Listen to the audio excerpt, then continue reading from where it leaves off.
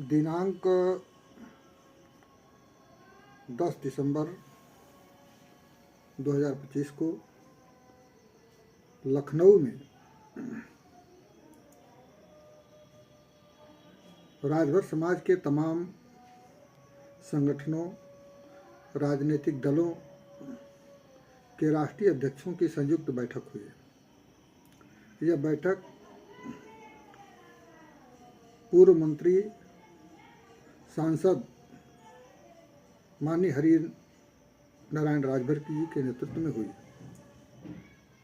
इस बैठक में राजभर आरक्षण के मुद्दे पर चर्चा हुई कि आखिरकार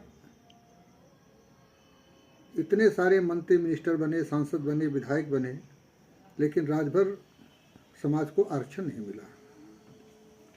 आरक्षण की आवश्यकता किसको है?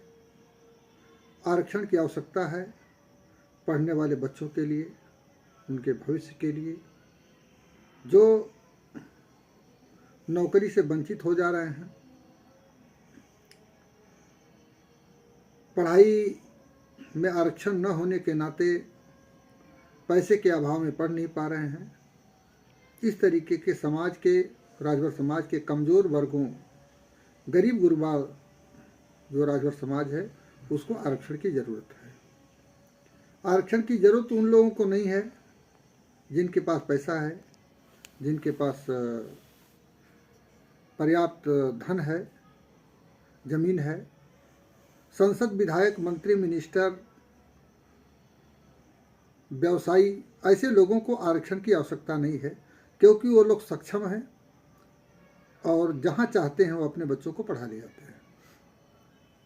महंगी से महंगी शिक्षा देने में वो लोग सक्षम हैं।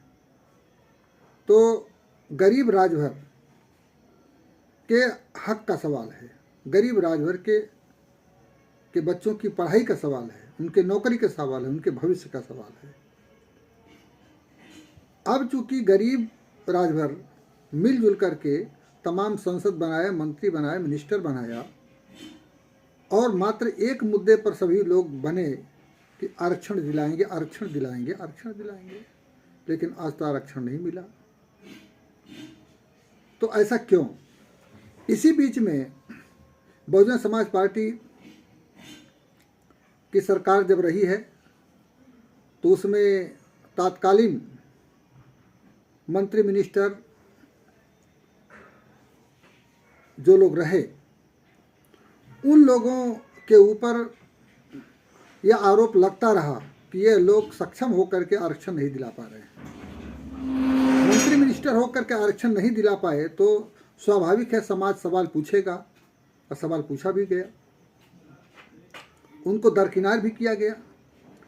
इसी बीच राजभर समाज से निकले ओम प्रकाश राजभर जी आए, उन्होंने पार्टी बनाई और कहा कि गुलामी छोड़ो, समाज जोड़ो।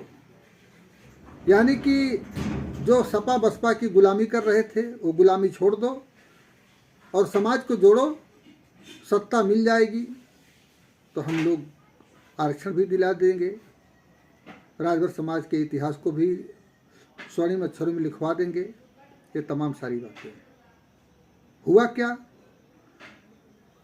ये मंत्री बन गए,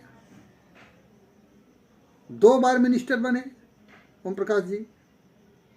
भाजपा की प्रदेश में और केंद्र में दोनों जगह सरकार है। यह तो प्रधानमंत्री से मिल लेते हैं, मुख्यमंत्री से मिल लेते हैं, गृह मंत्री से मिल लेते हैं। इनको मिलना जुलना तो बाएं हाथ का खेल है। आप मंत्री पद प्राप्त कर ले रहे हैं, लेकिन आरक्षण क्यों नहीं दिलवा पा रहे हैं? इससे साबित होता है कि आरक्षण दिलाना आपकी नीयत नहीं है। और आपसे अब सवाल पूछा जाएगा कि 11 वर्ष बीत गए, आरक्षण के इंतजार में गरीब राजभर के बच्चे पढ़ नहीं पा रहे हैं, धन अभाव में, नौकरी चाकरी से आरक्षण के अभाव में वंचित हो रहे हैं, इसलिए आपसे सवाल पूछा जाएगा। ये हक है पूछने का, हर किसी का हक है, वो पूछ सकता है और आपको इसका जवाब देना ही पड़ेगा। एक बात। दूसरी बात, उस समय आप कहते थे जब पार्टी बनाए तो कहते थे कि पढ़े लिखे राजभर समाज के नौजवान, मैं देखता हूँ इतने सारे पढ़े लिखे लोग हैं, लेकिन किसी थाने में कोई दरोगा नहीं है, सिपाही नहीं है, होमगार्ड नहीं है, कोई कप्तान नहीं बना, कोई डीएम नहीं बना। चलिए ठीक है, उस समय उन लोगों ने पुलिस नहीं बनाया, कप्तान नहीं बनाया, दरोगा नहीं बनाया, डीएम नहीं बनाया, होमगार्ड नहीं बनाया, तो आप आ गए, समाज ने आपको जिम्मेदारी दिया बनाने के लिए। अब क्या आपने लोगों को कप्तान अगर नहीं बना पाए, डीएम नहीं बना पाए, तो होमगार्ड तो कम से कम बना देते। हम पूछना चाहते हैं कि किस थाने में राजभरों को कितने होमगार्ड आपने बनवाए हैं, कितने लोगों को आपने होमगार्ड की वर्दी पहनवा दिया है। आप तो मुख्यमंत्री जी से मिल लेते हैं, अपना मंत्री पद ले लेते हैं, लेकिन होमगार्ड भी भर्ती नहीं करा पा रहे हैं। अगर होमगार्ड की भर्ती आप करवा देते, हर थाने में 2-4 ठो होमगार्ड हो जाते, तो कम से कम इतना तो रहता कि 2-4 राजभर के घर में 25,000-20,000 रुपया महीना जाता, उनका घर दुरुस्त होता, मजबूत होते। तो आप दूसरे से कप्तान बनाने की उम्मीद करते हैं और खुद होमगार्ड भी नहीं बना पा रहे हैं।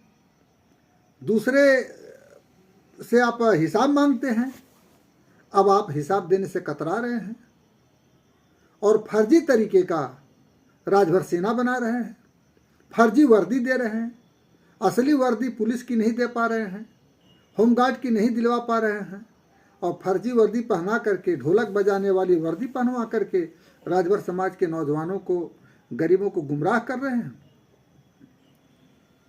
इसलिए अब आपकी जो नौटंकी है, आपका जो ये चाल और चरित्र है, कहना कुछ है, करना कुछ है। अब सवाल समाज पूछ रहा है, इसका जवाब देना पड़ेगा। और मैं तमाम समाज के नौजवानों से, राजभर समाज के नौजवानों से कहूँगा कि आप लोग ओम प्रकाश जी से कहिए कि कलेक्टर तो आप नहीं बना पाएंगे, चलिए हमारी योग्यता नहीं है, लेकिन होमगार्ड की योग्यता तो पक्का है। होमगार्ड बनने के लिए हमारी शारीरिक दक्षता, शिक्षा की दक्षता यह है, तो इसलिए कम से कम होमगार्ड तो मंत्री जी बना दीजिए। आज हम सवाल पूछ रहे हैं, जवाब आपको देना पड़ेगा। पहले आप सवाल पूछते थे तो उस समय तात्कालिक मंत्री मिनिस्टर जवाब देने के मजबूर थे, और आज आप मजबूर हैं, आपको भी जवाब देना पड़ेगा। और राजभर समाज की तरफ से मैं आपसे सवाल पूछ रहा हूं कि कितने होमगार्डों की आपने भर्ती करवाई, कितने चपरासियों की आपने भर्ती करवाई, कितने लोगों को आपने नौकरी दिलवाई, कितने लोगों को आपने पढ़ने लिखने के लिए सक्षम बनाया। ये सारे सवालों का जवाब अब जनता पूछ रही है, राजभर समाज पूछ रहा है, आपको देना पड़ेगा। आरक्षण का भी हिसाब देना पड़ेगा, नौकरी का भी हिसाब देना पड़ेगा, कितने राजभरों को आपने सक्षम बनाया उसका भी हिसाब देना पड़ेगा। इन्हीं बातों के साथ हम लोग, मैं राजभर समाज के नौजवानों से पुनः अपील करूंगा कि जहां भी मंत्री जी मिलते हैं, आप लोग उनसे हिसाब मांगिए। मैं अपनी इन्हीं तर्कों के साथ हम लोग जो लड़ाई शुरू किए हैं, ये लड़ाई पूरे पूर्वांचल में घर घर पहुंचाएंगे, राजभर समाज के बीच में पहुंचाएंगे। मैं बड़े अदब के साथ माननीय मंत्री जी से, ओम प्रकाश जी से मैं कहना चाहता हूं कि भाई आप अपनी जिम्मेदारी से मत भागिए और इसका आप जवाब दीजिए, और राजभर समाज जवाब मांग रहा है। और नहीं तो आने वाला समय आपके राजनीतिक भविष्य के लिए ठीक नहीं होगा। ये समाज अगर सलाखों पर बिठा सकता है तो नीचे भी उतार सकता है, और झूठ और फरेब बहुत दिन तक नहीं चलता है।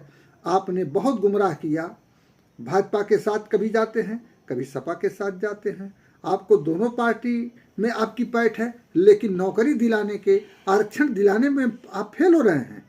आप मंत्री मिनिस्टर बनने में सफल हैं, विधायक बनने में सफल हैं, लेकिन आरक्षण दिलाने में, नौकरी दिलाने में फेल हैं। इससे साबित होता है कि आपकी नीयत आरक्षण दिलाने की नहीं है, राजभर समाज के नौजवानों का भला करने का नहीं है। आप अपना भला करने में मशगूल है, ये बात साबित होती है। और इस बात को हम लोग जनता के बीच में लेके जाएंगे। नमस्कार।